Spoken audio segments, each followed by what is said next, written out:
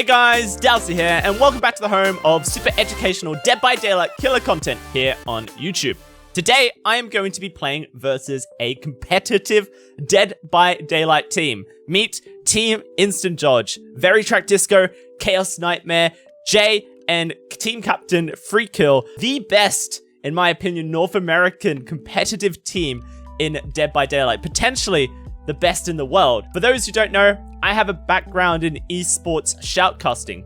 I've shoutcasted League of Legends, Counter-Strike, Vainglory, PUBG, and PUBG Mobile, and I've always liked the idea of shoutcasting Dead by Daylight as if it was a competitive game as well. I'm actually going to get the opportunity to do that as Hexy is holding a Dead by Daylight tournament called the Best of the Best. I thought it'd be really cool if I was to scrim Team Instant Dodge using the rule sets that the Best of the Best tournament has, so that we could see exactly what competitive Dead by Daylight was like and how my killer would fare. The rules for this would be pretty simple. The survivors all have to be different from each other, and the team can only use 2 of each perk. So if they want to run Decisive Strike, only 2 of the survivors can have it. Unbreakable, only 2 of the survivors can have it, and so on and so forth. They can bring any yellow or lower rarity item, as well as firecrackers if they want to. For me as killer, I'm allowed to bring whatever I damn like to as far as perks are concerned, and add-ons wise, I can bring anything that's green rarity or lower. So I'm going to be playing Spirit here with the Dirty Ubawaki and the Katsumori Talisman, which increases my duration and my movement speed whilst phase walking. And for perks, I'm actually going to bring my Best Spirit build, which I showcased in the video. If you want to check it out, there should be an eye symbol in the top right corner of the screen, which consists of Strider, Sloppy Butcher, Corrupt Intervention, and Pop Goes the Weasel. As for map, we're going to be playing on Suffocation Pit, and the rules of this will be pretty simple. It's going to be kills versus escapes. If I can get 3+ kills, then I win this game. If the survivors can get 3+ escapes, then they win this game, and a 2 escape, 2 kills will be a draw. So let's get into this and see how I fare versus a competitive Dead by Daylight team. Alrighty, here we go, guys. Game 1 of the scrim, Suffocation Pit, and I don't think my Corrupt Intervention is going to be that helpful. Oh no, it's a split Corrupt Intervention. That is really bad luck for us. Normally you would want to spawn on one extremity of the map so that you can get a more controlled Corrupt Intervention, but this one doesn't really help us too much. Basement's here at main building, which is good because I think it's easier to control the main building. We do have David. He's running. I'm listening to his footsteps. He drops. Revolts. We'll get the basic attack here, which is really good. You can see how the extra duration helps with that massively. And if I can down him on this side of the map, then I'm in really good position because this is the basement and I can control the 3 generators around the basement to my advantage. I have Strider to help out with finding this guy. We'll see how they play it. Oh, he went right through me. That was really bad by me. All right, the good news is that I know there's another survivor here. The bad news is that I've missed my first attempt at downing him. And that's going to get him back to this pallet loop over here. Listening, watching the footsteps. Nice. Really good by him. I'm going to have to break this pallet. That's the only play I have right now. And then I'm going to have to try and chase him to the other pallet, which he will jump. Oh, this is not a good start. It's not the worst case scenario, but I only have 3 generators around the building side of the map, which is not great for me. How's he going to play this? I hear him to my left.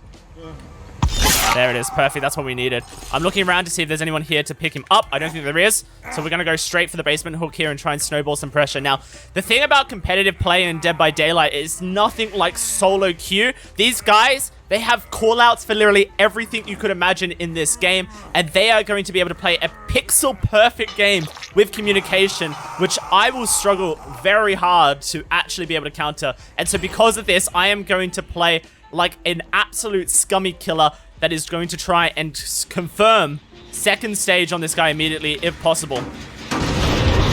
This team will have 2 survivors dedicated to rescuing, by the way, that will have borrowed time, potentially unbreakables, so that they can take a hit for their teammate coming out of the basement. I need to hit Jeff here if I can. I hear him to my right. Oh, I did not hit him to my right. Is my headset on backwards? Genuine question. I do want to know. All right, that's the rescue coming through, and I did not confirm second stage. They got here much quicker than I thought they would. There's the borrowed time that we thought they would have. But the good news is that this is a pretty big dead zone. He has decisive strike 100%. So I'm going to slug him. There's the only reason you do what he just did here in a competitive scrim is because you have decisive strike. I'm going to try and hit Dwight because I have Sloppy Butcher. He's turned around. There he is on the wall. Perfect. And then we're going to go back to pick him up because there's going to be 2 survivors picking him up and healing him. So what we want to do is we want to try and continue to snowball from this position if possible. Nice. They shepherd him. We're starting to spread out some pressure around this area of the map, which is really good for us. All we have to do is tunnel him out of the game now and we'll be in a good position. If possible. Is there a pallet here? There is. I want to take the center of the pallet, but it's kind of hard to do. All right, that works for me. I don't know if he'll have his decisive strike still up. I think he does, unfortunately. And this is way too early to be picking him up if he did have decisive strike. Big mistake from me. I also can't transport him to the basement. But what I can do is contest this generator here, which is good. With Sloppy Butcher, I'm surprised they're taking hits like this. We need to confirm this kill, though. Because I think that should have been less than 60 seconds, which would mean that Veritrack Disco isn't a decisive strike team member. This gen's almost done. If I lose it, I lose the game, potentially. They're going to finish it. It's a hook trade without sprint burst. I'm going to have to stand inside this. Ooh. Jay really trusted the servers there. More than I would have in this game. Especially considering these guys are North American. They're not from the European Union. I don't know why I said European Union. They're not in the EU, is all I'm trying to say. So, the likelihood that they would get a good connection on the server and on the hit is pretty low. This is the only survivor that can make the rescue safely. I don't see anyone there. I think we can body block them all the way. Yeah, this is going to be a kill. This is really good for me. I just need to make sure that I prevent them from actually getting the unhook. Perfect. And then I'm going to phase walk to heal Jay out. Perfect. Oh my god, this is so much control for me. I can put her in the basement. Wow, this is a really good start. They made a huge error in the way that they went to heal. That's why we ran Sloppy Butcher, was to try and make it so that if we do get some split pressure onto these survivors, we can start to snowball from the Sloppy Butcher heals. They take so long to do. They've split my map in half, which means that I now need to snowball pressure massively or else I'll lose. But a first kill at 2 gens makes this game very winnable all of a sudden. So let's come over here and pop this gen because I think they'll be near it. Unless they just finished healing in this area. That's very possible as well. And we're going to do the exact same thing that we just did. This might seem like a really scummy way to play Dead by Daylight.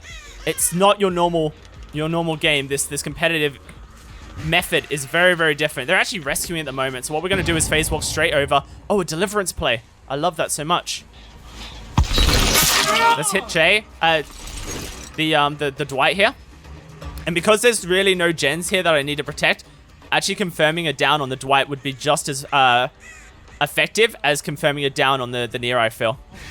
This Dwight, let's see what exhaustion perk he's running. Avoiding grass, running back towards. Oh, he ran into the tree. This is a dead zone, though. I should just be able to hold W and take him out. Oh, pallet there. Dead Hard? Dead Hard's his only exhaustion perk that gets him out of this scenario. No Dead Hard. All right, so what we're going to do is try and control the generators if possible in the that building side of the map if possible as well. Once that deliverance disappears, the icon, we'll know for sure that we can down Jay and not worry about decisive strike. This gen doesn't sound like it's got that much progress on it. They might be grouping up on a gen over here somewhere. This one doesn't sound like it has much progress. What about the one behind the building over here?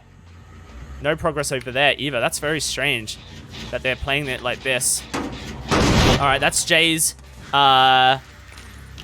deliverance expiring. So that was 1 minute and 20 seconds. That's how long that takes. We're going to kick this gen just for some aggression. It won't do much for us. And then what we need to do is try and find Jay and also contest potentially the unhook. That should be happening in just a second over here. I'm trying to stay out of borrowed time range, which is 24 meters. It's attached to my terror radius. Ah, there he is. That's really good for us. All right, what can we do?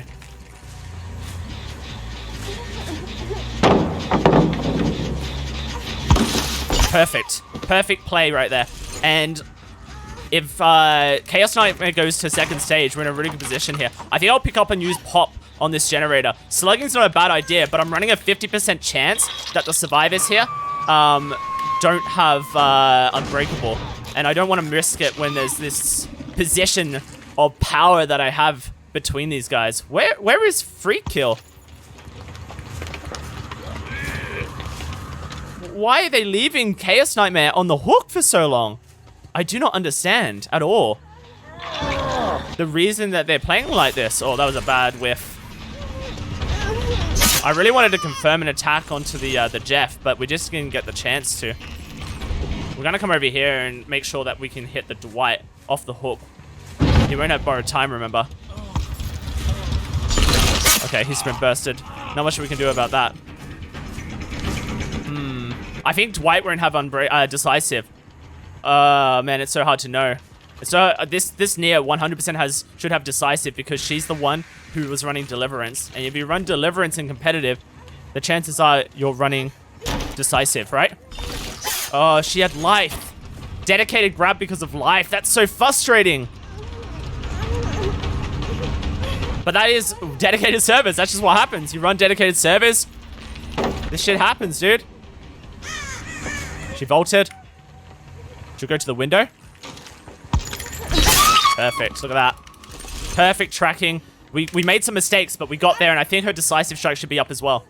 Amazing. We're in such control right now. All we need is a pop kick and one of these 3 gens that we have controlled around the main building, and we're in the champion position here versus these guys. I don't know where Dwight is. He must be here somewhere. I'm gonna double check that gen. No progress. Where's Dwight go?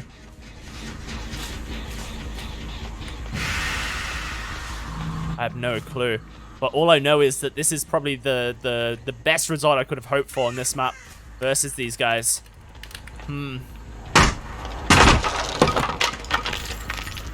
Jeff will definitely be on this side of the map. Did I just hear him? I don't know. I need to find the hatch. These guys will play around the hatch, you know?